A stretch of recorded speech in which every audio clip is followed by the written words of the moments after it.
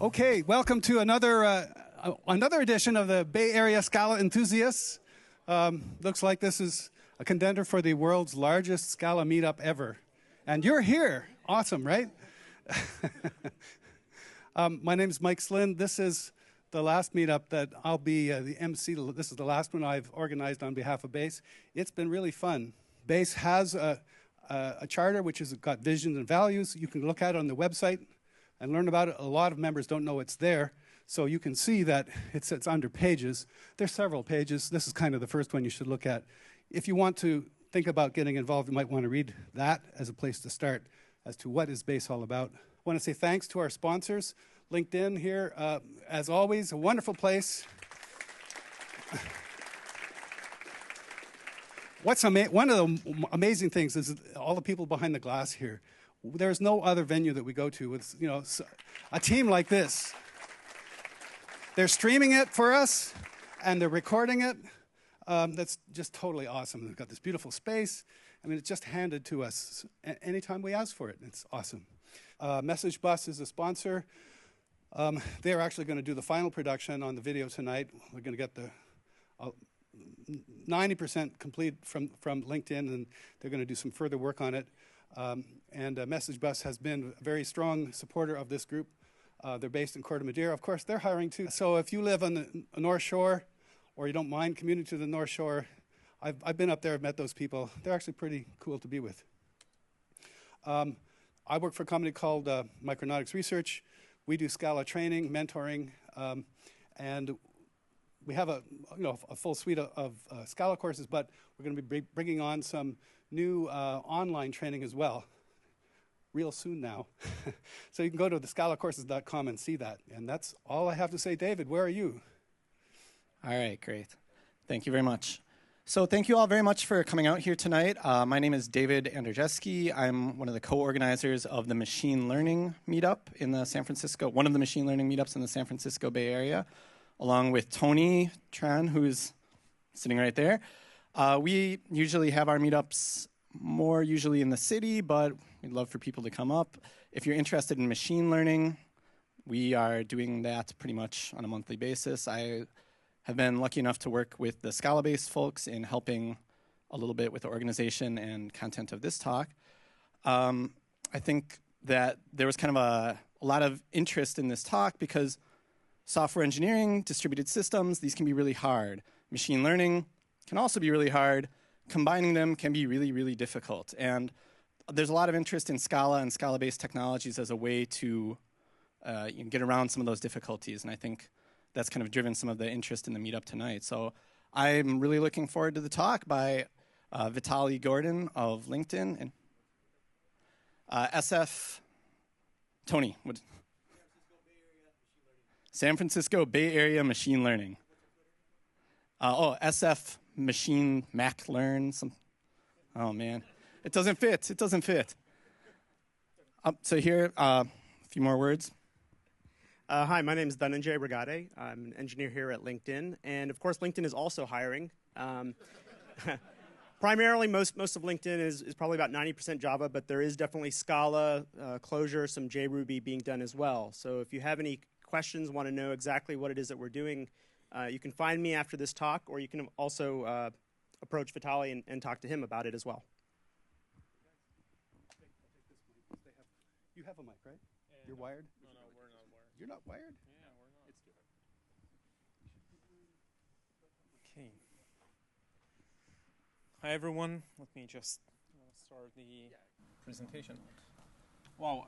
I just want to say I've been to this room on like 3 special occasions. Just this last Friday, we had our internal startup competition here, and the judges were Jeff Winner, Reid Hoffman, and others. The other time I was here, we had Brian Stevenson. I don't know if anyone seen his TED Talk, but he's famous for getting the longest standing ovation in TED's history. And even when LinkedIn have given away new iPads to all its employees, I've never seen this room so full. So thank you all for coming. And I think we all can agree that probably this talk won't be as exciting as those three things I just mentioned, but let's begin anyway. So I'm Vitaly. I've been working for LinkedIn for about half a year now. I'm a senior data science on our product data science team. Basically, if you've seen all the cool data products on LinkedIn homepage and others, that's what my team does. So hi, everybody. I'm Chris. I work at eBay in the search science group, so we try and make your search experience a bit better and a bit smarter. I've been there for about maybe a year and a half now. And also, we just wanted to say really quick, a big thank you to Mike Slynn, actually. Let's all just give him a round of applause for organizing these and making this happen for us. Okay, so let's start. Here's some of the things that you will see today. First of all, different types of data scientists that Chris and myself have encountered in our work. It's different types of machine learning flows, but what we actually know is that it's more about the type of people. So basically different people work in different ways. You will obviously see some code that shows it. We are also going to talk why Scala, we think, is probably the best approach for developing machine learning flows. And probably, if not, then we wouldn't have been here. You will see some more code that our way trying to prove it. And finally, we'll get to real life, well, almost real life machine learning examples that will show that how you can do mainly for the audience that are not machine learning experts here, how can you do fairly neat stuff in a very simple way? And yet there will be code for that as well. Okay, so DJ Patil, who is one of the founders of the LinkedIn data science team, talked about how hard it is to develop machine learning. And it's more, everyone, when he thinks about the machine learning, they think about all the neat algorithms and all this stuff. But it's mainly about cleaning data. 80 or 90% of my job, Chris' job, and probably everyone else who works here with machine learning is basically all he does is cleans data, aggregates data. And that's not part of the problem or something on the way to solve the problem. That is the main problem. That is why Scala, that we'll talk about, is so good for solving this problem. So let's talk about what the typical data funnel looks like. Like we said, it's typically who here works at a company that has a perfect data, that just has everything it needs, never needs to clean it up, filtering, everything is standardized. Someone here? So, so I came to LinkedIn, like I said, recently, and it's the situation here is way better than at my previous company, but still there is so many work to do on day-to-day basis, and yeah, most of the stuff we do is standardize and standardize some more. So the flow looks, and you perhaps kind of know it from how you write a typical SQL query. You kind of generate some data, you filter it, you group, and you aggregate to get your results. Those blocks are basically almost all of the machine learning flow. Obviously, sometimes you do have this nice machine learning algorithms at the end that does some of the work for you. Yeah, sorry about that. Yeah, okay. Well, I think we're experiencing some technical difficulties. Yeah. Okay. Yeah. Okay. So there are many ways to develop data flows, and probably you've seen at least some or most of them. It's pig, hive, cascading. This bowl, if you don't know, it's a project called Apache Crunch. There's a project called Scooby, and all of them are basically MapReduce, and there is also Spark that it's not necessarily based on the MapReduce paradigm, but basically all of them are different ways to develop data flows. So the first type of data scientists I will talk, and those are real data scientists that I've encountered. When I came to LinkedIn, I tried before kind of doing my own thing, I tried to figure out, okay, how do people develop data flows and machine learning flows here at LinkedIn? So the first one, and it was a pretty common one, is what I call the mixer. Basically, he mixes all technologies that he can find. He basically picks the best tool for a job, and he kind of goes with it. So let's take the famous hello world of Hadoop, and that's the workaround example, and show how the mixer solved that.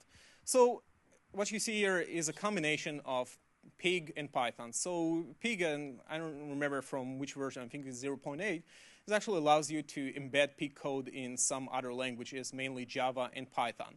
So as you can see here, basically we have Pig script, and it calls a Python function that's called tokenize, which is, like you see, it has like output schema that is kind of the Pig way, making sure that Python, which is a dynamically typed language, still returns whatever needed.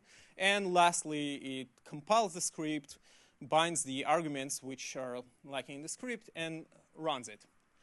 So in LinkedIn, also we have an additional problem that also all of our data is in Avro. So we also need somehow to handle Avro. So like you can see on almost the last line, it says store using Avro storage, and there is a schema. So we need to give this, we also need to provide the schema of how we want to save our data. The schema is basically a JSON argument that looks something like that. And we say, okay, the schema is a record, it's named workout, and it has the following fields. But the schema is still, you need to understand how this Avro JSON is built. You need to understand that what you want to do is a record, and record should have a field named fields and stuff like that. So what's the main problem with this way of doing code? If you see the Avro schema, the output schema, and the script itself are all strings.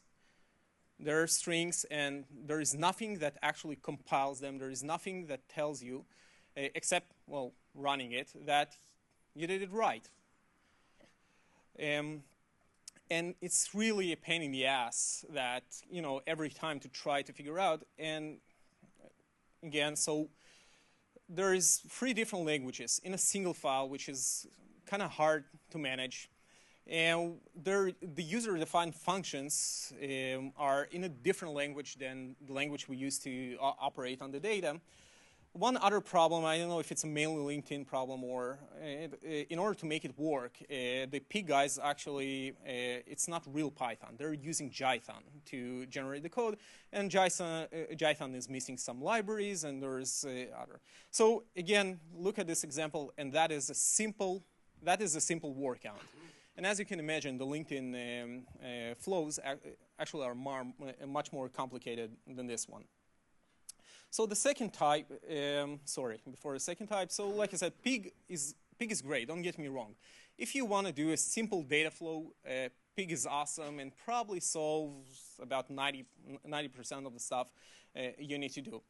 Well, again, as long as you don't need to use anything fancy, and by anything fancy, I mean anything other than join, filter, order, or group. You can write functions and use it as a library. So LinkedIn has this library called Datafoo, which has some neat functions.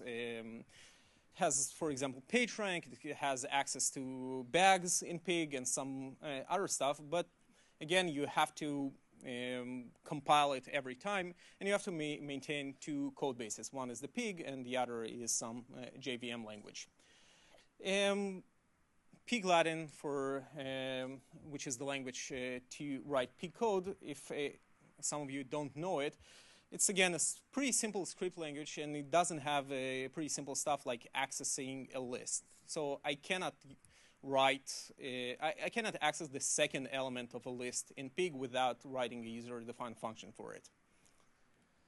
And it's interpreted, so basically the type checking you get is when you run the code and not when you compile it. Which brings me to the second type of data scientist I've encountered at LinkedIn. It's the expert. The expert is is an expert of a single language. He knows some language for 20 years. He worked with it. And I think that language, since it's obviously Turing complete, it's good to do almost any type of job. Doesn't matter if he now writes multi-threaded embedded code or he writes machine learning. He really knows this language well. And this is how his word count looks like. He gets he doesn't need MapReduce. He just gets the file from the HDFS, which is because HDFS is just a convenient way to store files. And he gets the file to his own machine and then writes, in this example, Perl code that computes the word count, and basically his job is done. For you that might notice, I'm kind of cheating it a little bit. There is a way to actually make it scalable. It's not that you have to get the file from HDFS and to write your own code on your local machine. You can use what's called Hadoop streaming. So Hadoop streaming is what I call the scalable expert. It's not just an expert. He can write a scalable code. And Hadoop streaming lets you use whatever language you like, but it's still, you have to implement everything that, for example, Pig does for you. If anyone of you have written a join, to make join, for example, work in an efficient manner is actually not that easy. So, and join is a pretty basic, one of the most basic data operations there is. So it needs to implement join and then groups, and you have to think in kind of MapReduce way, because some of the things you cannot do in a single MapReduce statement. You have to break it down to multiple MapReduces. It always reads from std in, std out, which is kind of nice. It's easy to test on local data. You just cut it, run it through my mapper, sort, and run it through reducer, which kind of simulates what Hadoop does for you. But not exactly, because most of the time, and all the people here that work with large amounts of data know that no single file we can grab from HDFS and run it locally will actually have all the types of data. It will be nice to check part of the flow, but when you upload those jobs into the production cluster, something will pop up. So again, if you're really doing kind of simple stuff and you just want to test it and you're very familiar with a language, then you should do it, but it's probably not the best way to run production flows with. Which leads me to the third type of data scientist we have at LinkedIn and probably at almost all the companies. So I call him the craftsman. So the craftsman, as an analogy, let's take a person that manufactures furniture, but by doing it, so those people are the one that, they want a specific type of tree, so they go to a forest, they cut down a tree, then they go to their own workshop, process this tree, and eventually after 2 months or so, they build a chair. And my analogy here is there are some people that just don't like to let Hadoop do its thing. They have to know for sure what the mapper does, what the reducer, how many reducers do I have running, how many mappers, do I need partition functions? For example, there are people that are not satisfied with a simple hash. They know more about the data than obviously the designers of Hadoop did, so they want to write their own hashing function. And they also want to let Hadoop know when they want to use combiners, when they're not, and what leads to their word count looks something like that. So you probably all seen it, is basically, again, the Java map reduced from the every Hadoop book you ever encountered. And if you cannot see the code, then actually you're lucky, because I don't think you should see it. So again, it's fine, if you like Java and that's your thing, and 90% of you do write Java code, and it's not that writing Java code is bad, is because what we try to say is there is a simpler way to do this work. And again, the same problem that we have with streaming. You have to kind of do everything on your own, joins, cascading, which is a Java library and actually the base for the DSL we are gonna talk about. It solves a lot of those problems. The code looks much nicer than the code you've just seen here, but still it's probably pushes to the limit what you can do with Java, but it's still pretty verbose. So we need a better tool for doing our processing. We need a 5-tool tool. So who knows what statue it is? Someone in the audience? It's actually a statue in downtown San Francisco, not too far away from here. Yeah, okay, great.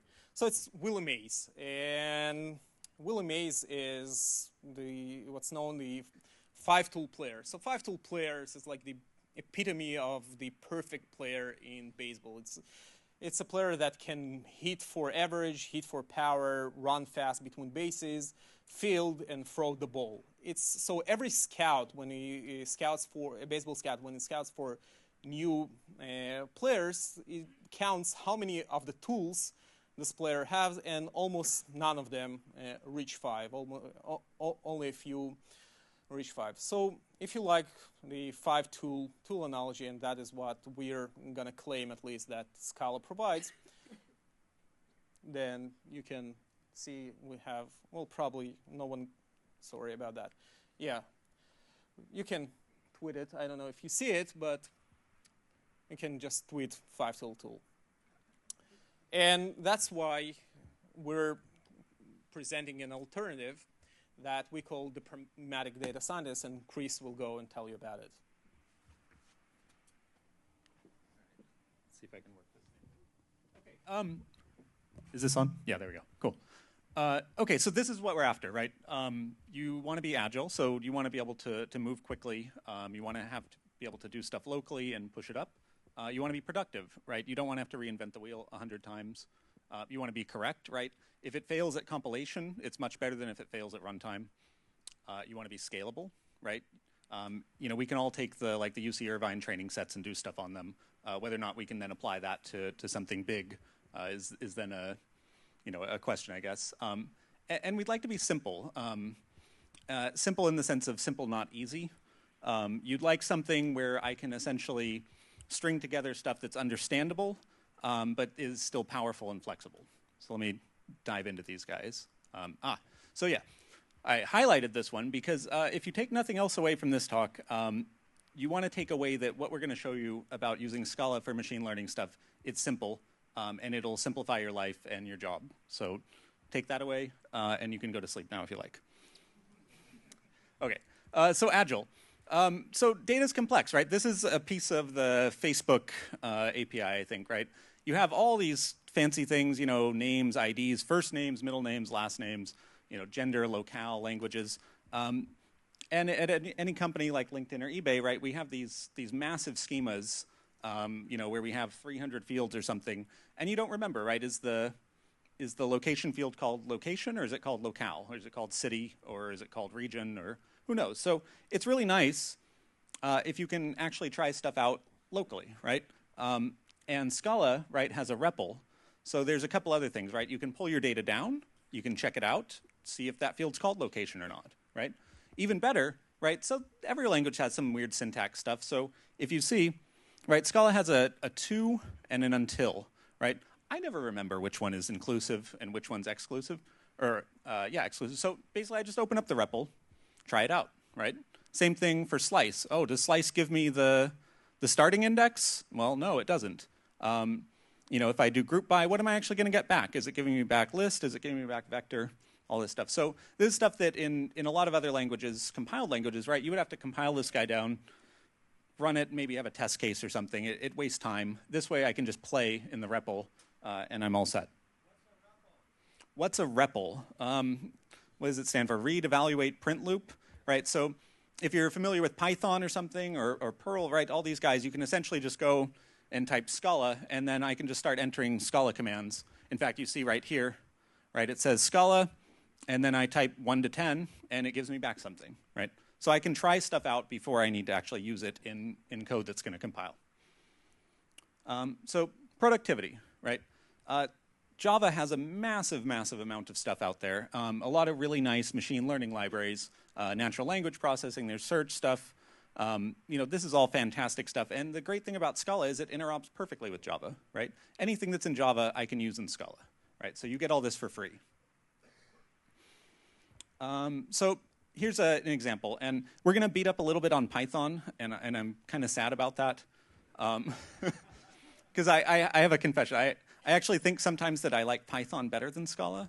But then I think about, well, why do I like Python? Oh, well, it's got a REPL. It's got a lot of nice syntactic sugar, right? And then I come back to Scala and I go, oh, well, I've got a REPL. I've got all this sugar, and I can compile down and use Java stuff. So I think I actually like Scala better, but it's still sometimes up in the air a little. But just from right here, right? So Python has some nice collections operators that other languages don't. But look at Scala. We have a massive amount of stuff, right?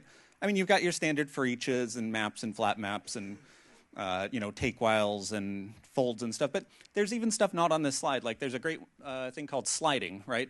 You want to get all the n-grams out of a sentence or something, you just say sliding 3, right? I've got trigrams. I say sliding 2, I've got bigrams.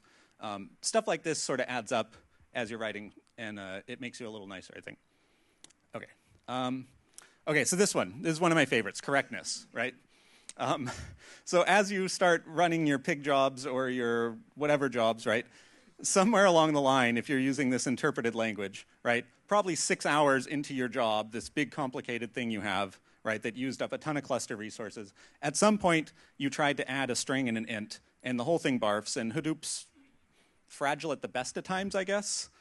So essentially the whole job comes down, and you just wasted 6 hours and some resources, and basically you feel like this, right? So ideally, you would really love it if at compile time it caught this and said, no, hey, stupid, you're trying to add a string and an int, and then you go back and fix it at compile time. Okay, Scala gives you that. So scalability, right? This is another nice thing. So you can do streaming and things like this with other languages, but Scala actually, right? When we run Scala stuff like at eBay, for instance, we build a fat jar. We run it on the cluster with Hadoop jar, my class, and it goes, right? Hadoop doesn't care that you wrote Scala code, it compiled down to a jar, you're all set. So you actually integrate with core Hadoop right there. Right, scalable libraries, right? It's very nice. There's Scala, a lot of times if I want to do something in parallel, right, I'll type map and then par, and all of a sudden now I get parallel operations on my map without having to do anything. So it's not just Hadoop stuff. And same thing, parallel by design, right? I mean, Scala from the core is this functional language, right? So a lot of the stuff is easily parallelizable. I think if you get to the point, and I'm sure there's somebody in the audience that's going to come up and yell at me about this afterwards, but if you get to the point in Scala where you're worried about like concurrency or locks or something like that, I think you're doing it wrong maybe. But you can come yell at me about that. Okay. So we have a mic out here for questions now. If you have a question, walk up to the mic, and after the speaker recognizes you, then you can ask your question. Yeah. Or yell at me, whatever. So simplicity. This is being streamed, so please come here to ask your question. Yeah. Okay. So actually, where's Paco? Paco's back here. So Paco's this awesome evil mad scientist, I think is how he describes himself. You can tweet him at Pacoid. So he works at Concurrent, who make cascading. And he gave this really awesome talk at Strata recently, and I kind of, right, rather than doing the work myself, I figured I'd let somebody else do it. And he basically had these really nice quotes, right? So he's talking about scalding the code. It's compact, so we're going to see scalding in a second. It's easy to understand, right? You get a nearly one-to-one between elements of the flow diagram and what you want to do, right? And basically, we can leverage the functional parts of MapReduce, right, which is inherently a functional process, to basically limit the complexity and not obscure what's going on underneath. So thank you for that, Paco.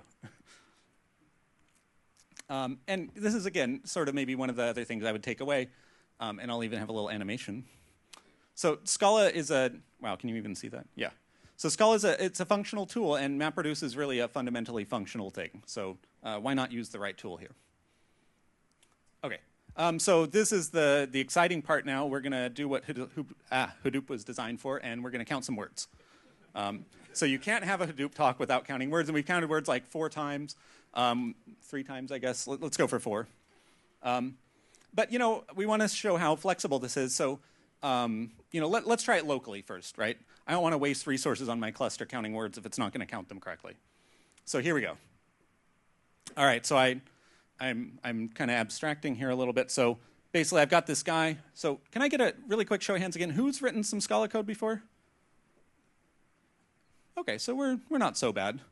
Okay, but let's just go through to be careful.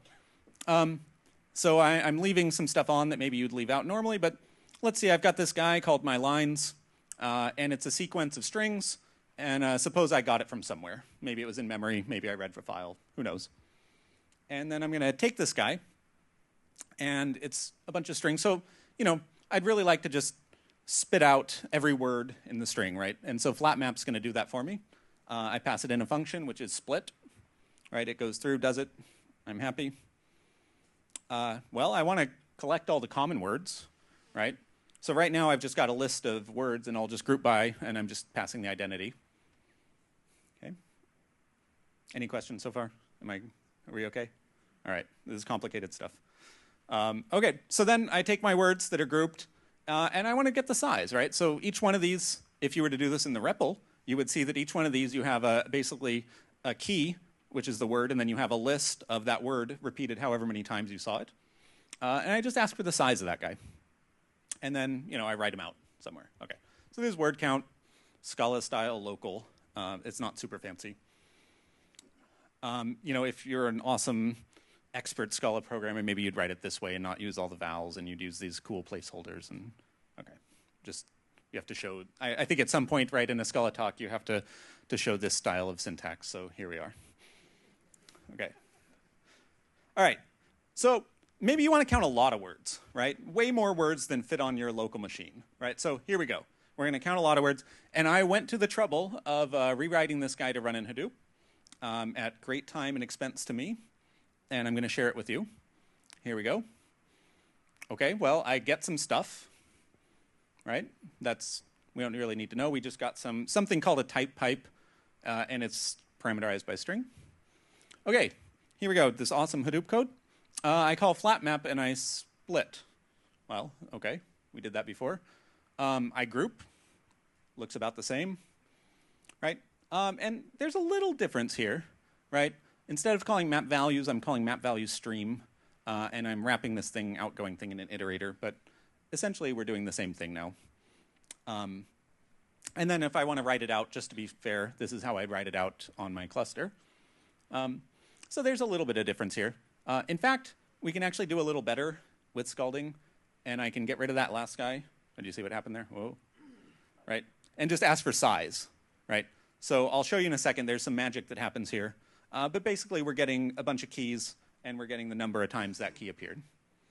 Okay. So here's the best part, I think, right? This all comes for free already. Other people did the hard work for you. All you have to do is use it. So here we've got, right? So scalding, which is what I was showing you there. So it was done at Twitter. It's got its, it's from Twitter, so it's, of course, got its own Twitter account, like all good software. You can check it out on GitHub. It's open source, Apache license, Apache 2. Basically, this is a way to take my local Scala stuff and run it in MapReduce. Here are the guys that created it. So there's Avi Bryant. He was at Twitter, then he was at Etsy. I think he just said he's at Stripe now. Oscar Boykin, right, who's still at Twitter, and Argyris. I'm going to mangle his last name, so I won't say it. Great guys. They're at Twitter, right? So right now, you should pull out your mobile computing device and send them a tweet. I'll wait. Oh, okay. Okay, so here's the kind of neat takeaway here, right? This is a side-by-side comparison. The one on the left here is local. The one on the right here is Hadoop. They're really not so different, right? I basically wrote local code, munged it a little bit, and now I'm running on Hadoop. It turns out for most stuff, that's going to happen for you almost all the time. Okay, this is amazing, right? I can write local Scala code, change it ever so slightly, run it in Hadoop, everybody's happy. Okay, so let's talk real quick. Why does this work, right? This is kind of magic. Okay, so as those of you who are a little bit into Scala, right, you know, you've got this nice support for embedded DSLs. So a domain-specific language, if you've never seen it, it's basically just, we want to define a language to solve a specific problem. In Scala, we can actually go ahead and embed these guys. There's support in the language. The nice things are namely like implicits and the sort of flexible syntax. So Scalding basically has a couple DSLs. And what they do is they take your stuff that looks like Scala collections code, and it rewrites it as cascading workflows. Okay? So you don't have to know anything about cascading. You've never seen it before. It's icky Java. You never touch it. You just write this stuff. Magic happens. And then you're running on Hadoop. So there's a couple different APIs. Like I said, the typed one, which I was showing you, is essentially supposed to be as close as possible to sort of idiomatic Scala collections code. Okay. You know, it's not perfect, right? There's some differences. Cascading does stuff a little bit differently than like the internals of Scala do. But for the most part, it's pretty good, right? Actually, I'd say it's great. You really don't have to do a whole lot of work and find out what's going on. And actually, Scalding, right, keeping with this nice local theme, right? So Scalding I can run with a -- local option, right? And it will just run it right there on my machine, so I can check it out, make sure it output the right stuff. It's got also some nice unit testing things built in. It's really easy to hook up an end-to-end flow and fake the incoming pieces to get something out the other side. Okay. So I just wanted to mention really quick, we're going to show you Scalding because that's what we're using at the moment. But there's a couple other ones that are really nice.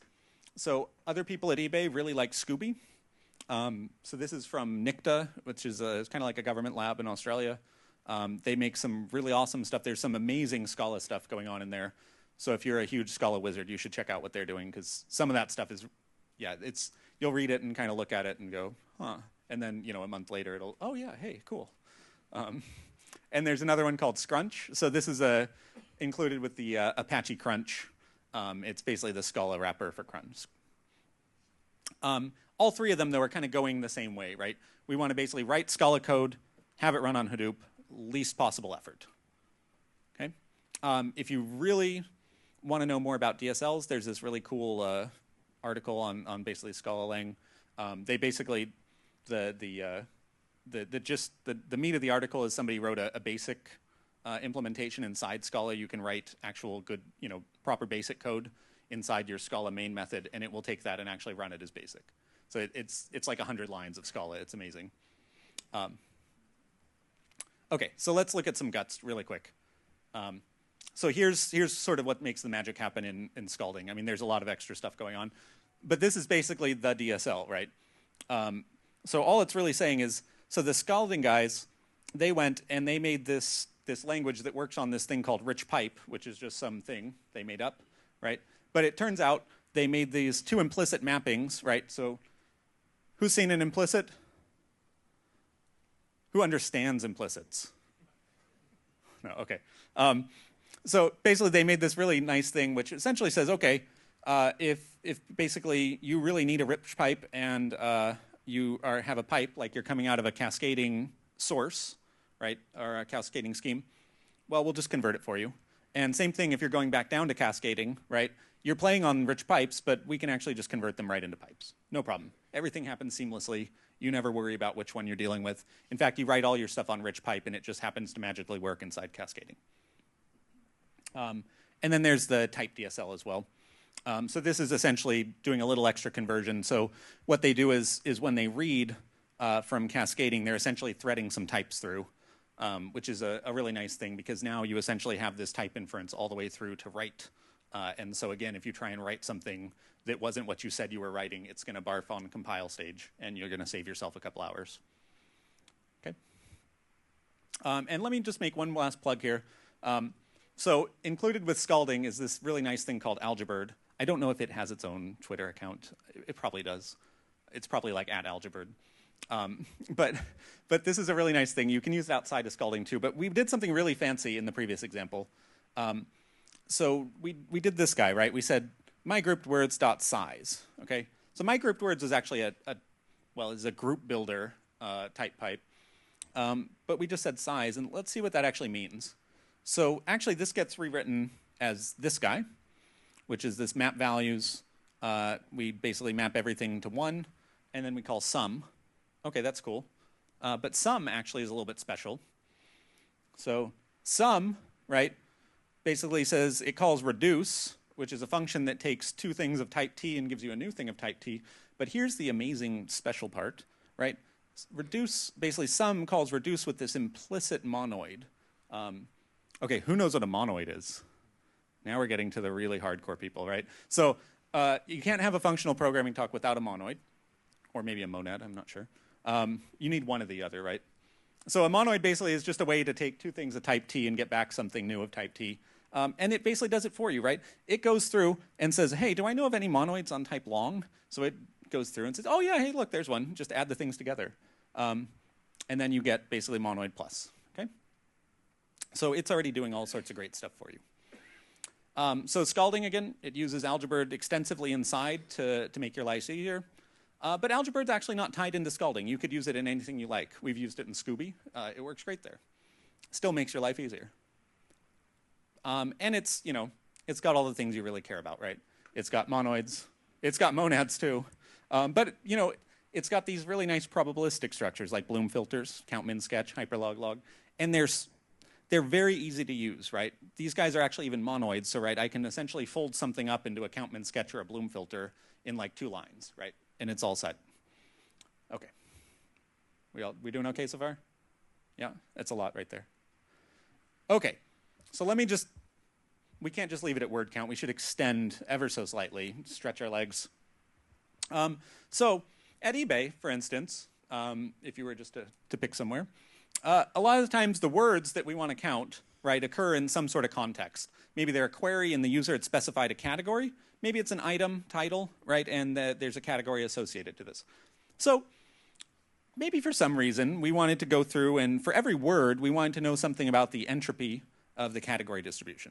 And so don't be scared if you've never seen this type of entropy. Basically, all we want to know is for a given word, right, does it appear in a lot of contexts or does it appear in just a couple of contexts, right?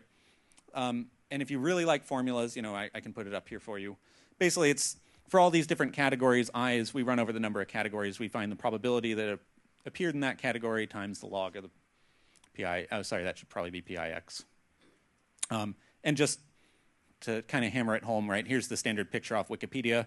If we flipped a coin that had probability, you know, exactly 1/2 of either side, right, our entropy is around 1, so we need 1 bit to represent that. As the probability trends one way or the other, we need less information to represent it. That's what it's telling us. But for our purposes, if you know about like variance, you can think of it as sort of variance without any regard to the scale. Okay, so we want to count this thing. It sounds complicated. Let's try it. Okay, here we go. Let's ignore this case class for a second. So I basically read in, pretend my words are in the format of string and then what I have there, int. Okay, so it's basically a string and then a category. So I get this guy. I flat map. So I extract the 2 pieces I want. I run line split, right? Just like before, I'm going to count my words. Except now I'm going to do something that looks a little strange, and you'll see why in a second. I'm going to map, so this is our split list, right? I'm going to map this guy, the word, every word is going to go to the word, and then some map, which is essentially the category that it appeared in to 1L, right? So what I'm doing really is building a counting bag. And then here's the magic. I just say group, right? Because I have this tuple with arity 2, I've got a key and a value. It's smart enough to figure that out. And then I say sum. And so here's the crazy part, right? Sum, remember, has this implicit monoid. It knows what to do with maps. There's an implicit map monoid in Algebra. So what it does is it goes through and it finds all the common category keys for a given word, and it sums their values using an implicit monoid to sum the values, right? And then all the other guys it unions up, right? So now what I've got is I've got at the end here, after this count, I've got basically a histogram, right, of the category distribution for this word. Okay, great. And then I'm going to map this guy. Again, I want to pick out the word and the distribution. I want to find out the count, right? And that guy is just the values sum. I made double here, and you'll see why. I want to calculate the entropy. So I know it's -1 times this guy map. Well, every count goes to the probability, count over total. That's why I made it a double here. And then times log, count total. And then I just sum that guy up. Okay, now I've got entropy, and then I'm going to say something like, well, my Avro output, so I'm going to wrap it in an Avro record.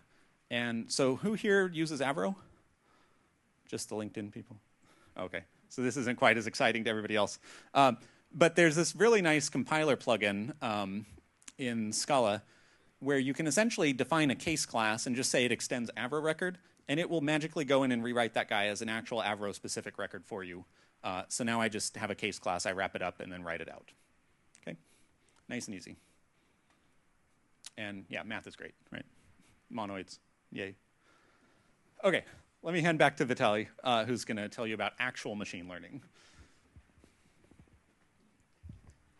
Thanks, Chris. So actually, when Chris and I were thinking, okay, what do we want to talk about? So we said, okay, let's talk about things that everyone in the crowd will realize that, you know, we're this hardcore Scala machine learning guys. So we went and found some and asked them, okay, well, what should we talk about? And they said, well, the Scala people said you should mention monoids, and the machine learning people said, well, you should mention entropy. So we went to like Wikipedia, like searched, kind of, yeah, didn't understand it either, but we say, okay, well, if we just copy paste what we saw on Wikipedia to the to our talk, then no one will notice, but you will, all guys will think we're hardcore machine learning guys. So hopefully we achieved our goal. But let's start with machine learning examples, which is hopefully some of you are here to listen to that. So we'll start. Chris talked about an example from eBay. So I've an employer as well. It's LinkedIn, and they told me, okay, well, you should talk about something at LinkedIn. So I said, well, you know, maybe LinkedIn is not that interesting in this context. Let's talk about Geico. So, as some of you might read, and I don't know, like if it's the Onion story or not, but in 2016 there is a guy in Australia, maybe it's one of the Scooby guys, building a new ship, the Titanic. It's called, well, obviously Titanic 2, and it's bound to sail, hopefully not in a place where they have many glaciers. And let's say we're Geico, and we say, oh, that's a great opportunity to sell some life insurance, right, to those poor people that are going to go to the Titanic. And, you know, let's say the Geico CEO comes to us and say, well, okay, so how much should we charge? And, you know, we're like the machine learning people say, okay, well, what data do we have? Say, well, I have this data. It's very up to date from 1916 something, you know, 100 years before. It's the data from Titanic 1. What can you do with it? And it said not only that we need to kind of come up with some pricing schema, we also, you know, we have those regulars. We also need to be able to explain why did we come up with those prices. So let's look at the data, what we were handed. So basically it's a manifest list. For each person we have its cabin class, name, age, ticket, gender, etc.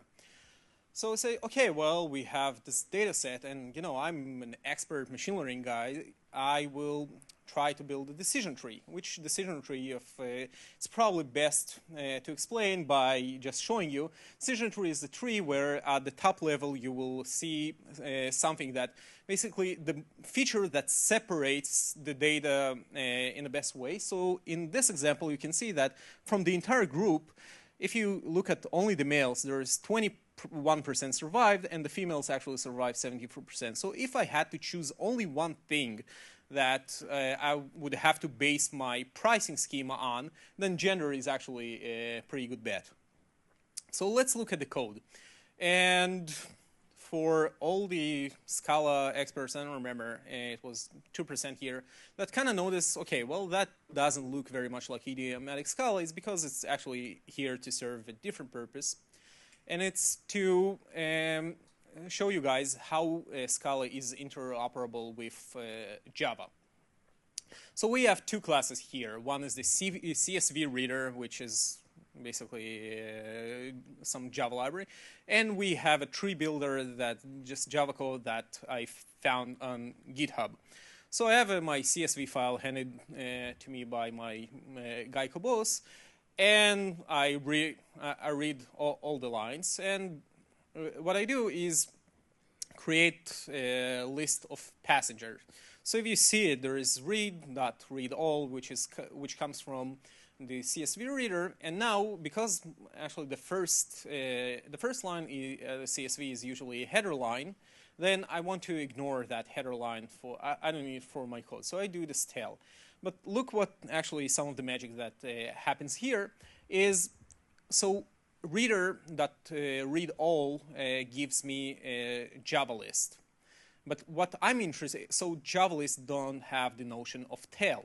They have other stuff, but not tail. Tail is something that comes from Scala lists. So there is a library in Scala that calls Java conversions or Java converters. I never know what the difference between them.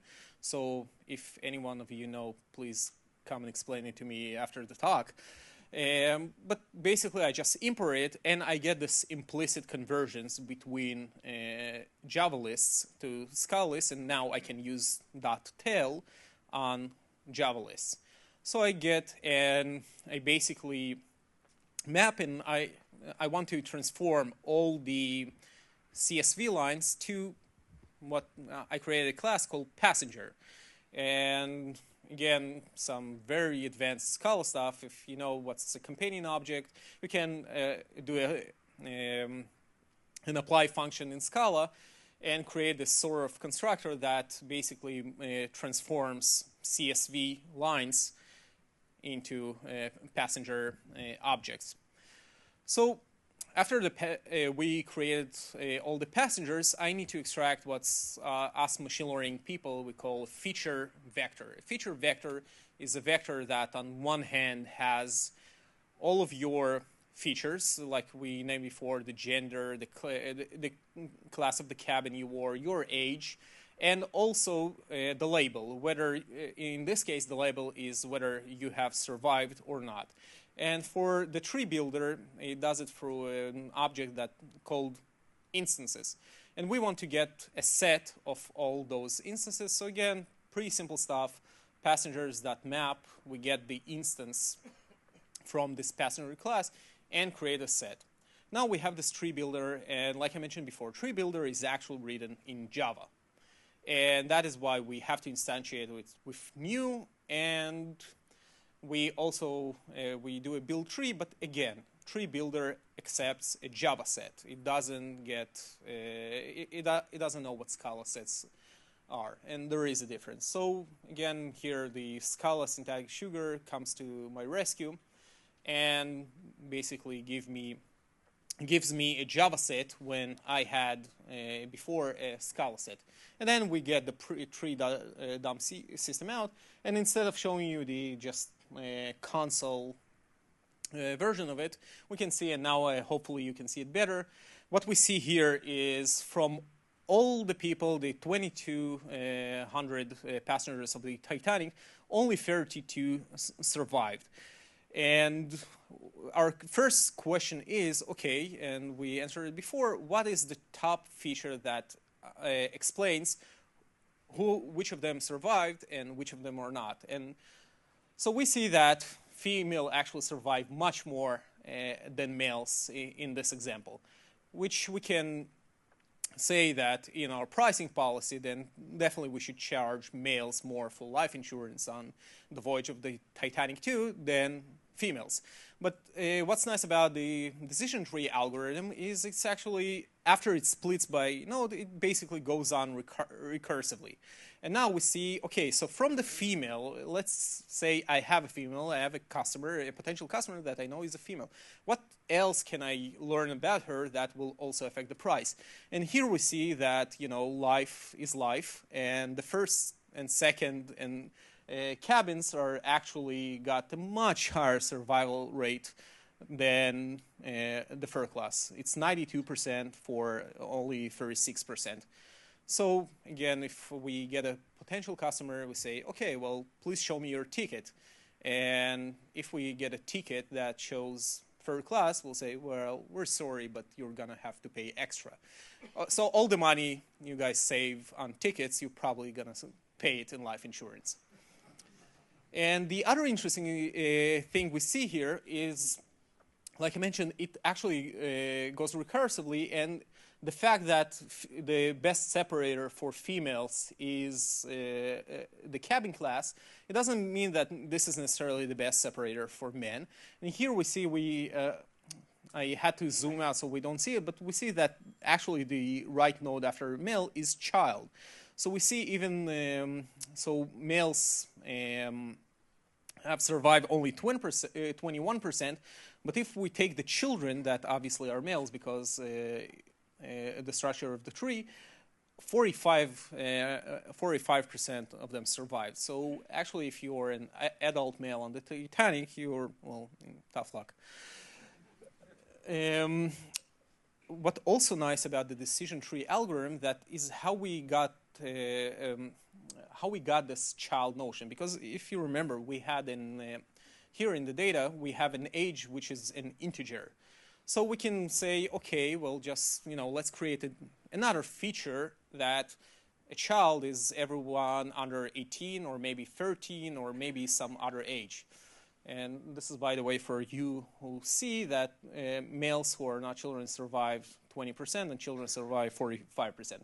But the decision tree algorithm, when it works on what we call ordinal data, basically data that has some order like age, it not only gives you the best feature to split by, it gives you also the best value to split by. So in this example, actually the age, so it found that the best split is not only males with a certain age, it's males with the age of 13. So 13 was the best split, so it's males under 13 and males over 13, basically those two nodes. Any questions? Okay, yeah, it's pretty simple stuff. And here's Chris again to talk some about clustering. Let's do this way. So I'm kind of disappointed I haven't seen any 5-tool tweets. You guys should get on that. Okay, we doing okay? Anybody need to go to the bathroom? We'll wait. No, sorry. Okay, so here let's get into some meat. It's going to get kind of heavy now. Maybe not. So let's do this. So eBay, right? eBay has a big search engine. Any site that has a search engine takes in a ton of unique queries every day, right? Okay. It would be nice sometimes to identify groups in the queries, right? And if we do it based on user behavior, then we might be able to understand some of the queries better based on the other queries in the group. And we find connections that maybe are surprising to us, right? This is the search engine version, I guess, of the diapers and beer, right? Maybe there are these associations that we didn't expect, and they pop up. So that's kind of nice as well. eBay, we have this massive long tail. A lot of the queries we see, once every few months, maybe if we're lucky. And it's really hard to know anything about those guys because they're so infrequent. But if we could sort of have some nice sort of structure where we could do some nearest neighbor match into things that we know about, that would be really nice too. So let's talk mainly right now about behavioral things. So like everybody else, right? We have like the number of searches we saw for that query in a given time period, number of clicks on items attributed to that guy. We have like, number of bids and buys. We have, the number of exits is when somebody comes and just goes, oh, that's crap, and they leave. That never happens at eBay. So here's the thing. I'm lazy. So if somebody else has done this for me, I'm going to use it. So let's use Mahout, right? Mahout's a big machine learning package. It's awesome. It has so many nice things in it. Here it is. It has its own Twitter account too. You should tell them it's neat. And it works with Hadoop, which is always good. Yeah, sometimes it's not easy to use though. Has anybody used Mahout? A few of you. Would you say it's really easy to use? No? Okay. Yeah, I kind of felt the same way. So I think it's amazing, but I think it's sometimes hard to use. And it does these things, right? Like it uses proprietary data. Who among you? Okay, so who stores your data in vector writable sequence files? No. Who knows what a vector writable sequence file is? I'm sorry. So luckily for us, right? We can actually. There's a lot of pieces of Mahout that we can just lift right out of Mahout and use inside Scalding. Okay. So the one I'm going to tell you about is this one that's coming in 0.8. I saw Ted Dunning give this amazing talk about this guy. So this is here's all the really fancy stuff. It's a single pass k-means clustering algorithm. So single pass meaning essentially that we don't need to do iterations. So we're going to have one map and one reduce. K-means, right, we're going to say I want this many clusters out of my queries. And clustering, well, it's going to smash them all up into groups for us. Okay? It's really cool. So it's in Mahout 0.8, or it's coming into Mahout 0.8. You can watch them pulling it in right now. I built a version off somebody's GitHub thing so I could actually try this out. All right, ready for a whole bunch of code? Here we go. Okay, so let's see. Let me go through this guy because it's a little complicated. I apologize if it's a little bit small. The next slide's bigger, so if you can just hold out till then, you can pretend none of this happened. So let's start at the actual scalding job. So here's the deal, is we're going to get these guys. Let me tell you about the algorithm, actually. So what happens is we have this online algorithm or streaming algorithm, and we feed it points, right? And what it does is it takes the first point and goes, OK, you're my first centroid, right? Great. Then it takes the next point, and it goes, oh, hey, are you close to the first centroid or any of the centroids I know about? If you're not, you're a centroid too. If you are close, maybe you're a centroid with some probability, right? So, and in general, if we want to get k clusters at the end, and we have n points, we're going to build like k log n of these sloppy clusters, okay, what they call sloppy clusters. So it's pretty easy. So we go through, let's say my data's in strings, because, yeah, maybe your data's in strings. If it was Avro, you could use Avro instead. But basically, we get our data in whatever the heck format we want. And then we just do this nice map, right? Mahout likes its vectors to be an array of doubles. Okay, so I basically take this guy, split him on tabs, change them all into doubles, and then I'm going to make these guys this centroid. I'm being bad and using a var. The thing is that this guy really likes to have, as far as I can tell, it really likes to have a sort of unique numbers on the centroids when you feed them in. So I need some sort of state object. Luckily, Scalding is good enough to serialize this for me on each mapper and increment it. Okay, so I basically wrap my array in a dense vector and make this new centroid thing, right? So already we've saved ourselves a bunch of time here. Basically increment the count and then output my centroid. So now I have a list of type pipe of centroid, right? I started with a type pipe of string. Now I have a type pipe of centroid. Okay, so now we told you that the scalding, right, has a couple different APIs. So let me show you a different one. So this is what I'm going to do is go from the type API to the what's called field space API. And the field space API now works more like cascading or pig or something, where I essentially have a tuple, and each part of the tuple is something. Right, I have a named tuple. It just so happens in this case I only have one thing in the tuple, and it's something I'm going to call centroids.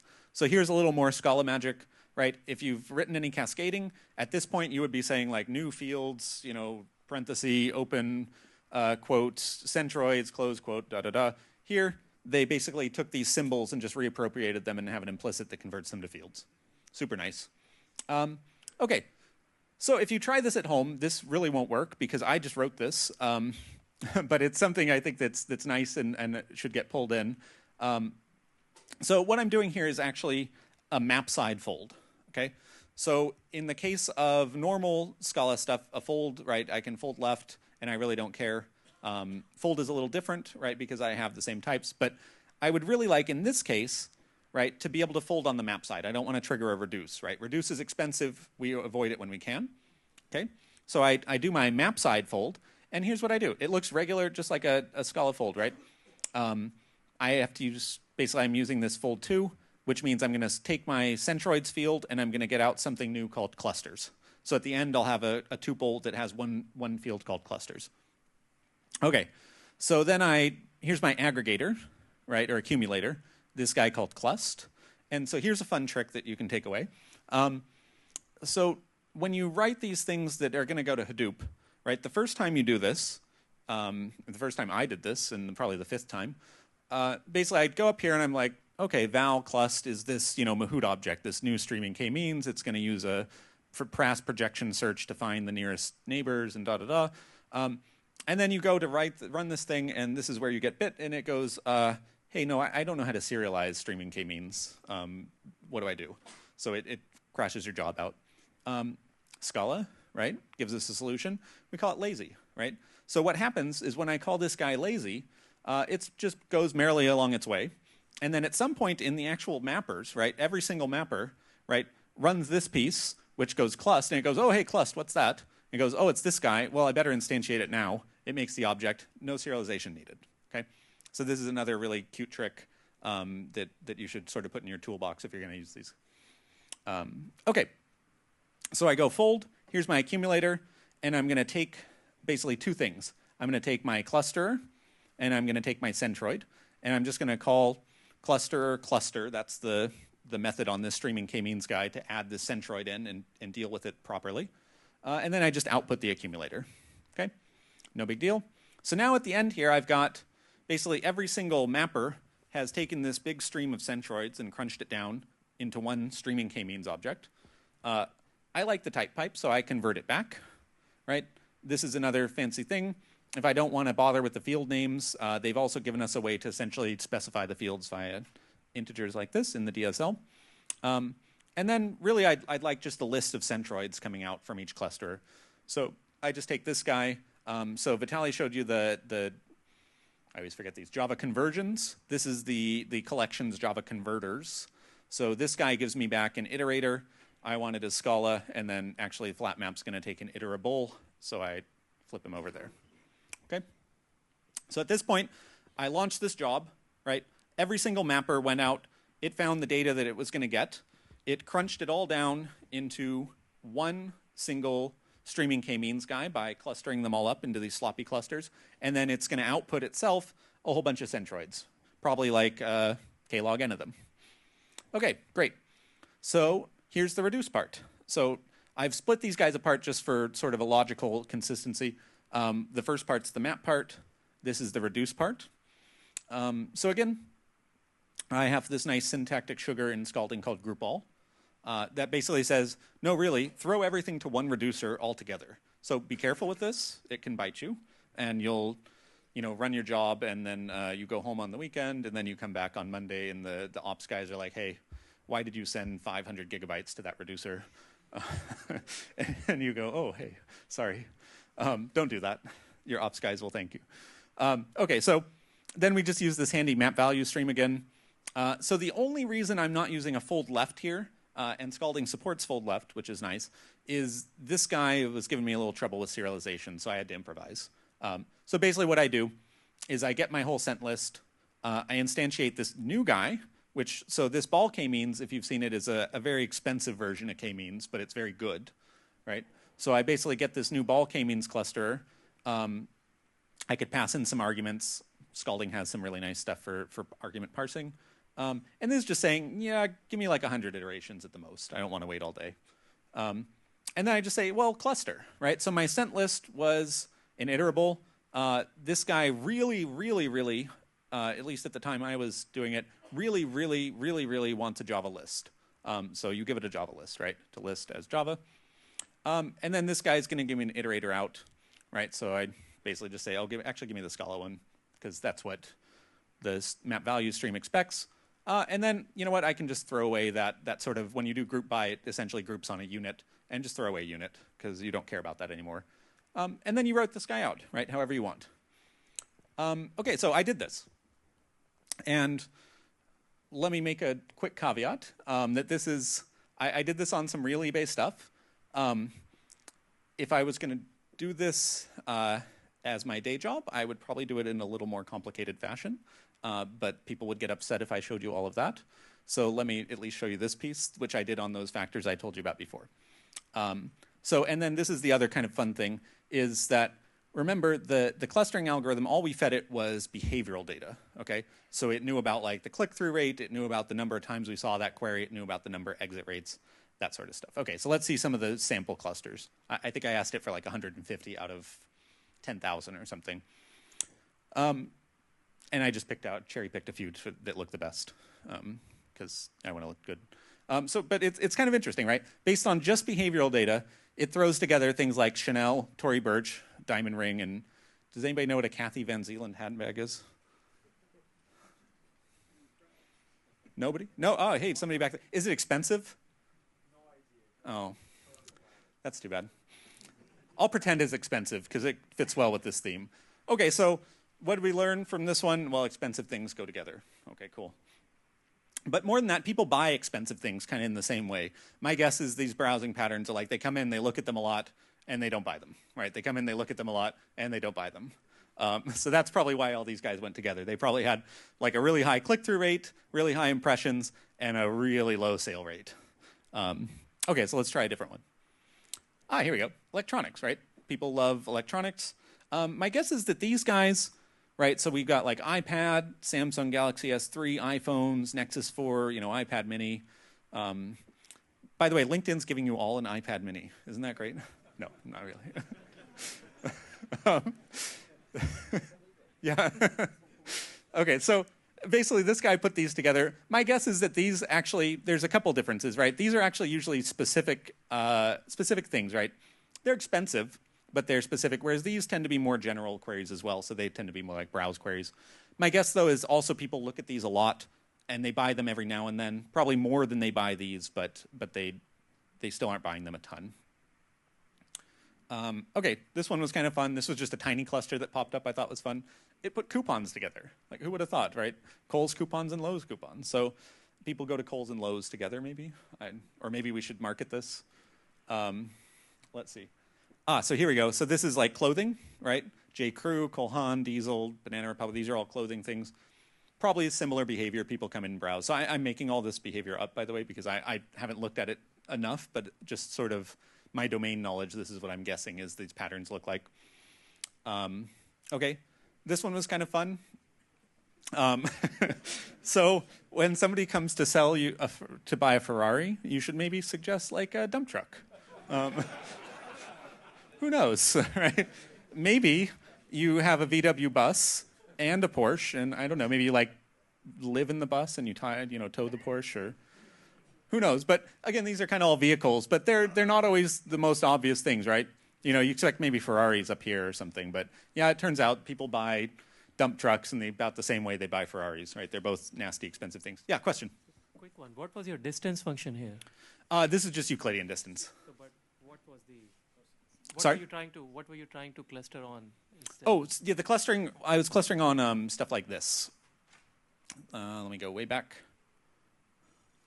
So behavioral data that we have. So like number of searches, number of clicks, number of subsequent buys that we can track back to that guy, number of exits.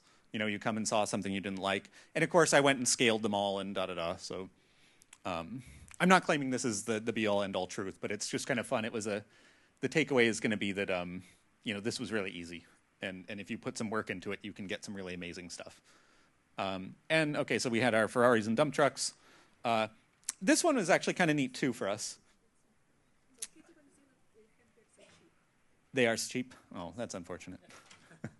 Well, okay, so it's not perfect. I blame the data. I probably didn't clean it enough.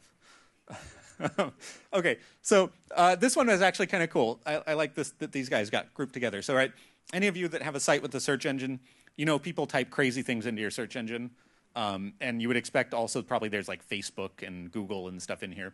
But basically, the takeaway of this cluster is, right, these are all things that people type a lot, right, a lot.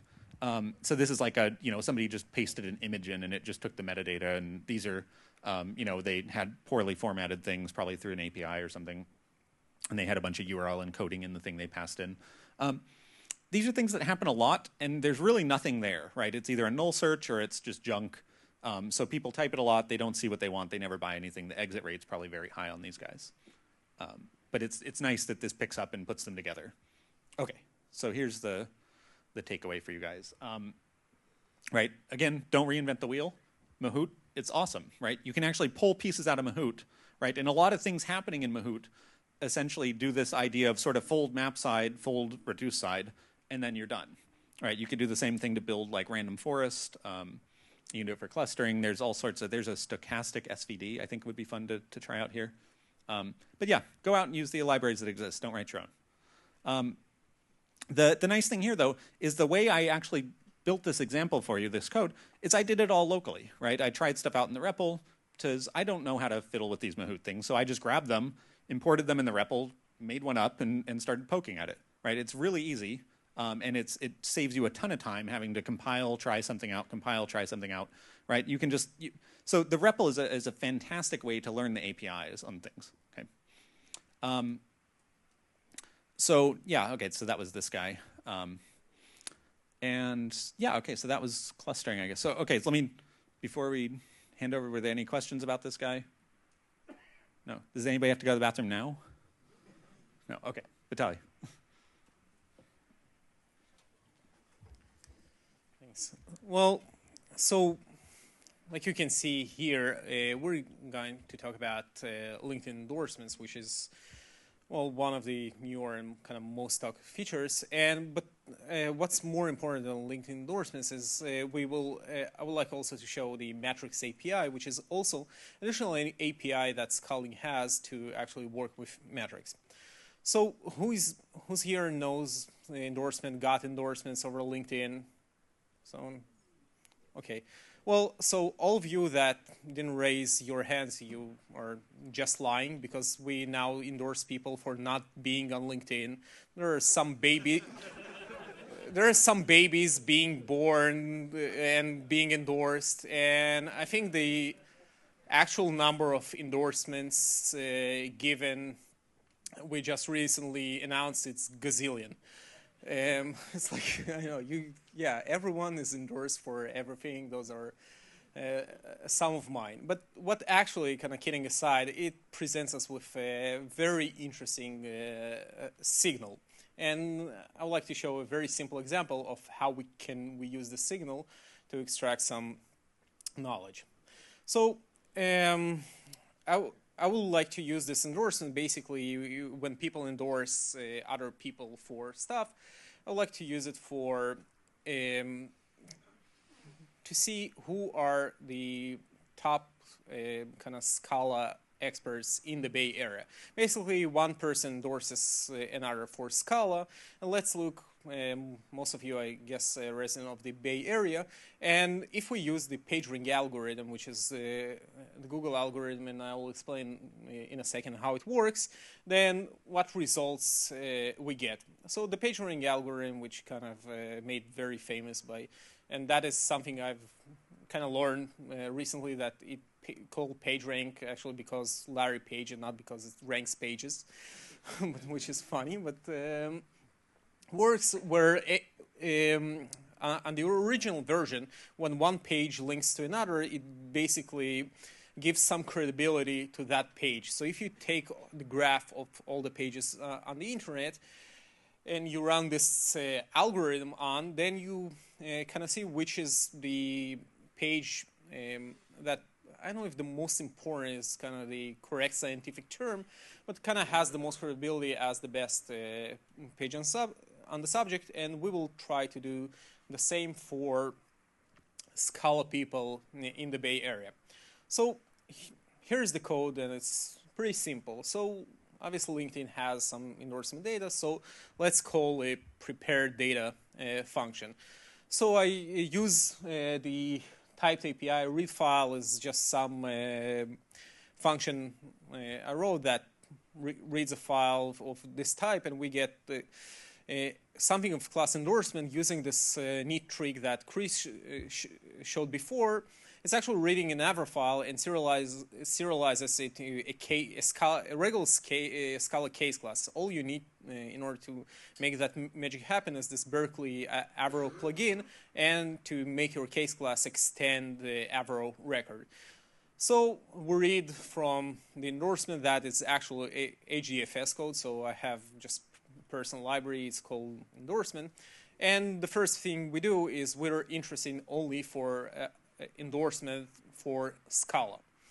So we kind of keep our endorsements in a string format, so we just, because people can endorse freely on some goat herding or like whatever you like. And basically I would like to create an edge from the endorser to the endorsee, and that's what you see here. It's basically map to a tuple, and the one here stands for a weight because actually PageRank can work on weighted edges as well. Let's kind of move past the get dominant eigenvector function for a second, but that is just a function that I will talk in a second. It gets those edges and outputs the ranks that we care about, but since, like I said, we're only interested in members that live in the Bay Area, then, well, LinkedIn, like every normal company that deals with data doesn't keep all its data in one place. We have member data, and we have the endorsement data, and we keep our data separate. So basically, what we will need to do is join. So we get all the members.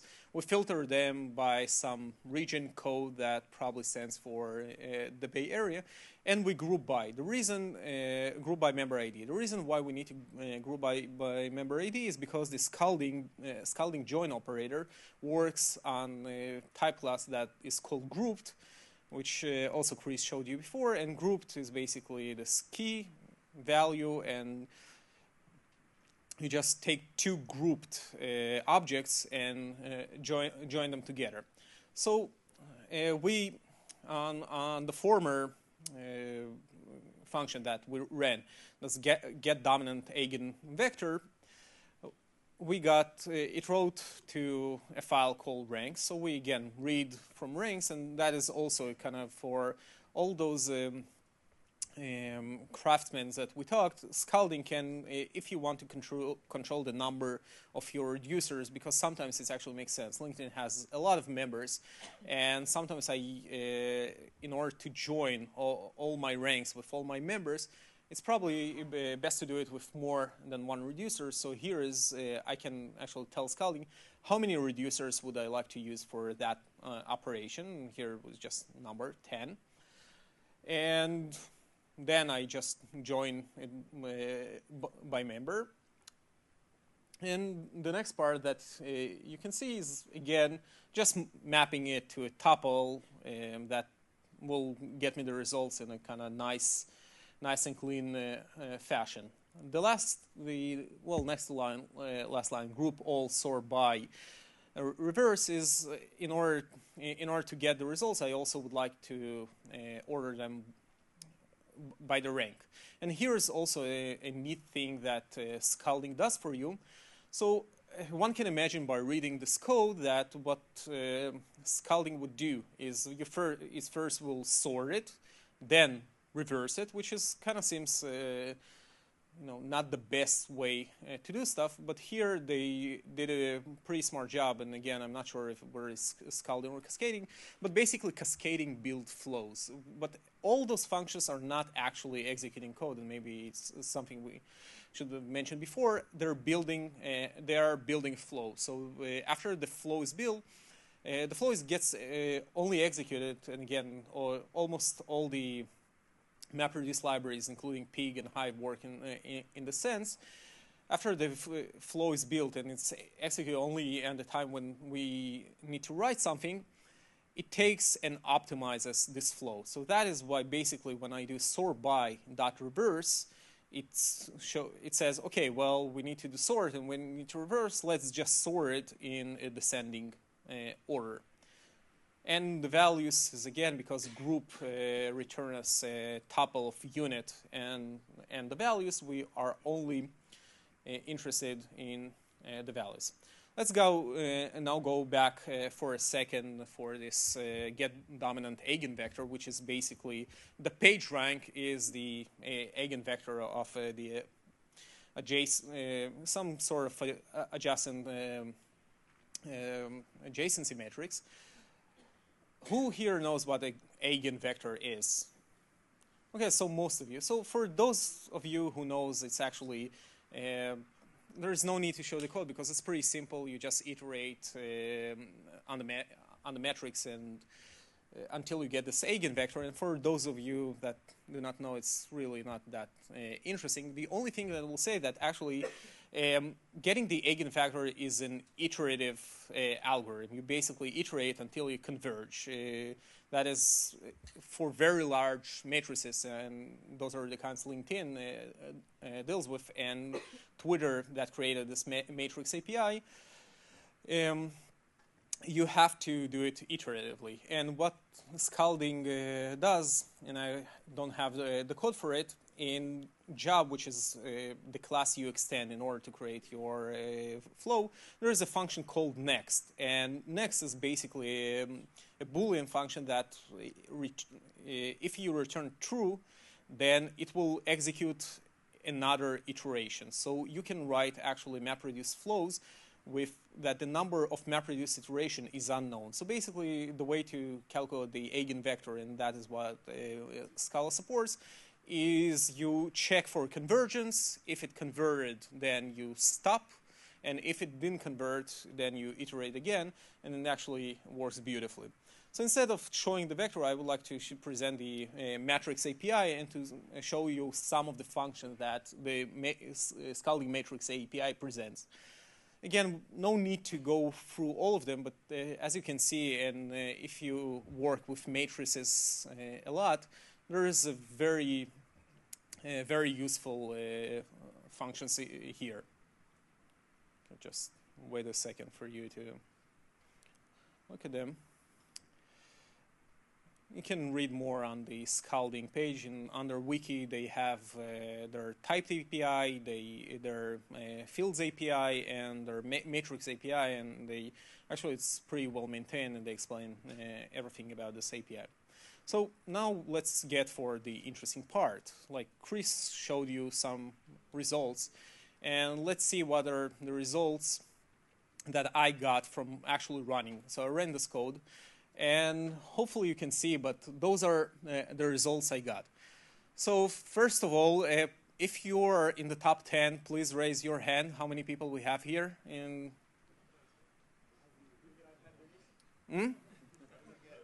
iPad minis. Well, Isha, you can take Dan and Jace. So one thing you can see, and I guess all machine learning people will recognize it immediately, there is kind of overweight for LinkedIn employees here, and that is that is not a surprise, because actually LinkedIn employees get much more endorsements on, well, almost everything than the regular employees. So when doing this sort of ranking, like in real job, you should definitely account. You should be able to look at your data and understand that, well, your data is biased, and we here at LinkedIn we kind of deal daily with it. Can only see, so if I'm not mistaken, there are like 6 people here that work or used to work for LinkedIn, and there are 2 people from TypeSafe, number 2 and number 8, which actually I guess makes sense. And there are also 2 people, Felipe Oliveira from Cloud and Adam Pingle. I don't know these guys, but at least the algorithm suggests that they're mean Scala experts. And since those results can be fairly interesting, but I didn't want to leave you just with the top 10, so I ran another. I scraped the meetup page, and forgive me, it was like probably a week or so ago when there was a lot less people. So I decided, okay, let's look for also people who are in the audience, but maybe did not make the top 10, but made it to the top 100. And those are those people, at least people who said they're going to show up for many. Anyone here from this list? Hey, so Matthew. Anyone else? Yeah. There's someone pointing at someone, but I guess this person is hiding because, yeah, here is it. Yeah, sure, another LinkedIn employee that made it to the top 100. But again, that kind of goes to show how you can take simply viral, very viral product, and people endorsing people for that. And I'm not sure when LinkedIn created this feature, they thought about the data being used, but as you can see, it's actually can provide pretty valuable insights from something that is a basic button click for endorsement. So, summary, and guys, you should be happy. There's only one slide left. Yeah, so what you've seen today, there are many ways to develop machine learning or data flows. And unfortunately for us, all the people that have to deal with this daily, or fortunately because we get paid to deal with it, none of them are perfect. But we think that Scala is actually can change that. So Scala is a language, again, if we talk for a second, nothing to do with machine learning data flows, is a language that reflects 20 years of evolution since Java's invention. There is a lot of thought put into everything in Scala, and that's why all this magic that we try to show some of it is actually making the language very easy and nice to work with, and probably most of people here agree with that. And scalding is, like you saw, the difference between the code snippets we showed you and the first Java word count MapReduce job that I showed on one of the slides is huge. So Scala definitely provides a better alternative for writing data flows.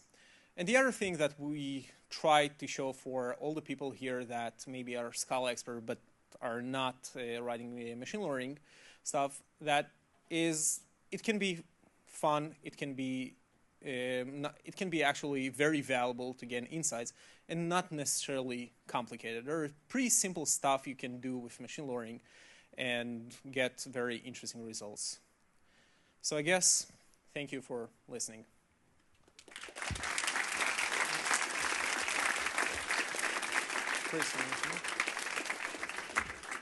So I have actually two questions. First one is, there's a numerical library in Scala called Scala Breeze. I was curious, how does it compare with Matrix API, or when would you use that? I'll take that one. Is Breeze the one that got folded into Scala NLP. Scala NLP. I think I haven't really used it much, but my understanding is I think it's mostly for doing stuff locally, right? Okay. So the matrix stuff here in Scalding, you could run it across the entire LinkedIn endorsement graph, or Twitter runs it across their entire graph of essentially connections on Twitter, and it'll run. I mean, these are massive, massive things with billions and billions and billions of edges. Okay. And it takes a while, but it'll do it. Okay. So the other question is regarding Spark. Where does Spark fit into this whole Mahout and Scalding? Well, Spark doesn't fit with Scalding. The reason why we mentioned Spark is that we didn't want to portray that MapReduce is the only paradigm to develop data flows or machine learning flows. Actually, MapReduce is a pretty bad paradigm for a lot of the machine learning algorithms because of their iterative nature, and some of them are would be much better using the Spark MPI paradigm than MapReduce.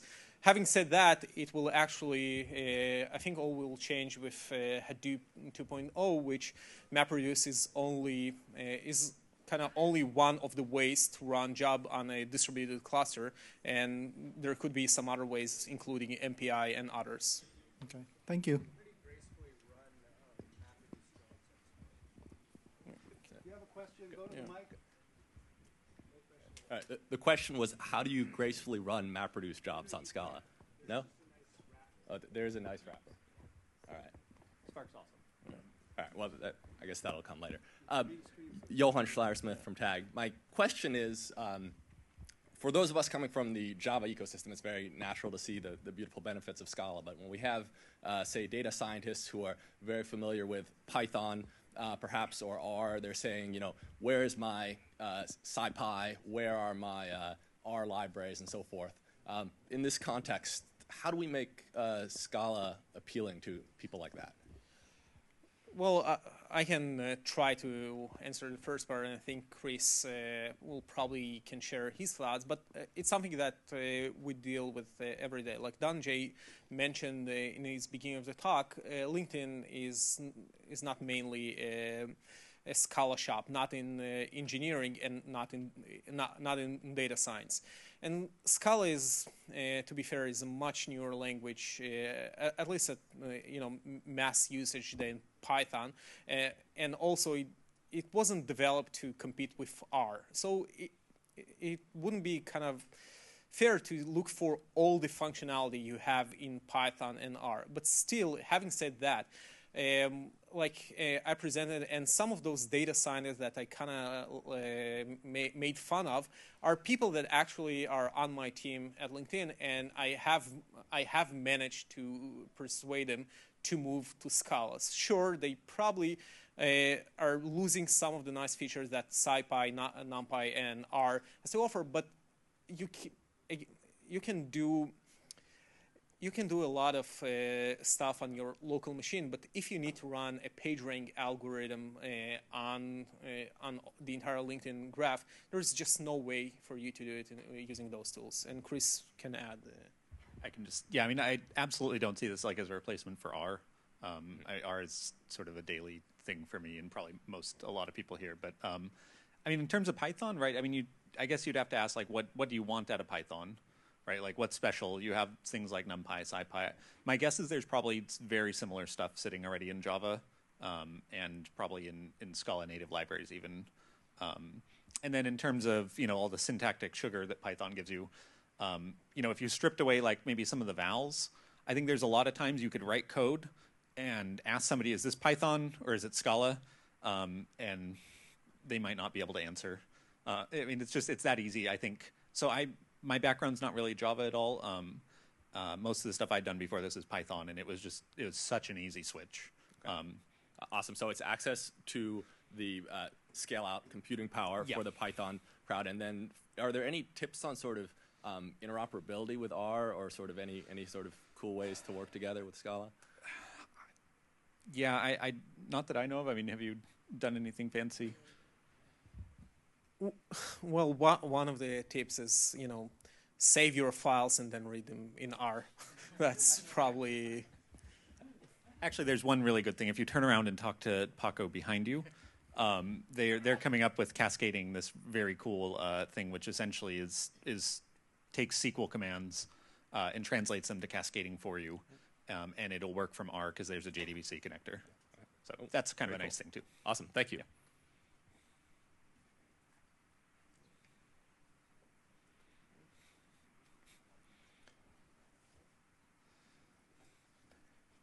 We'll wait. Sorry, that long trip. So a lot of the stuff you mentioned was sort of like, oh, this is a lot easier than doing this directly in MapReduce and Hadoop. And it sounds like that comes from a background of knowing those things first. Has anybody sort of that you know of started sort of saying, okay, I'm just going to start with Scalding. I know nothing about Hadoop or MapReduce. Can you like sort of grok what's going on? Yeah, I actually have a perfect answer. I had an intern this summer. I mean, he was a really sharp guy. He was working on his PhD at University of Alberta or something. He's a machine learning guy, but he'd never in his life touched, I think, Java or Hadoop or anything like this.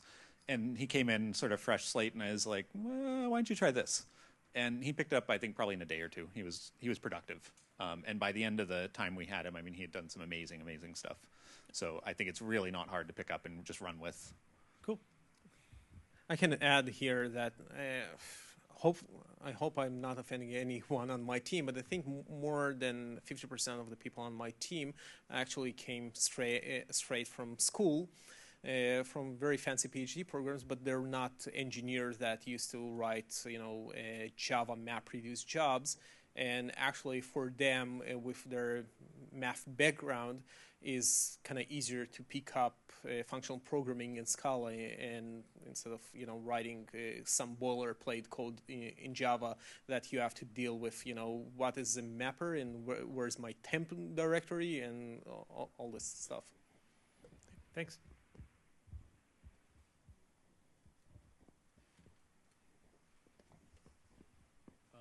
I might have missed it earlier, but the example where you were doing k-means clustering on the eBay queries, how did you figure out the optimal k? Because I thought you had to know that beforehand. Yeah, so that's a much tougher one, right? Usually, okay, so if you're gonna, okay, so here's the nice thing. If you were doing this in an iterative fashion, you'd be really out of luck because each one of those iterations takes a long time to run on Hadoop, and it's going to take a long time to converge. This thing doesn't run as fast as it does, like on R with the local data set, but it scales pretty much. I mean, there's a paper about it, but it scales pretty much linearly with the number of processors you have going. So this thing to query like 100,000 or to cluster 100,000 things takes about as long as it does to cluster 100 million or a billion things, as long as your cluster scales out. Cluster meaning your Hadoop cluster. So this iteration takes, gosh, I don't know, I forget how long it took. Probably something on the order of like 20 minutes to do things. And so then you do a few of them, right? And the standard thing is you make this scree plot or something that has like something like a scree plot where you look at the intra-cluster distance, and at some point, you're getting down, down, down, and then it bends, and you go like, that's the spot. Because you're losing information, or you're not gaining as much at that point. But I don't know that, maybe somebody has a nice way to do it, but I don't know it. That's kind of the way I know how to do it. Okay.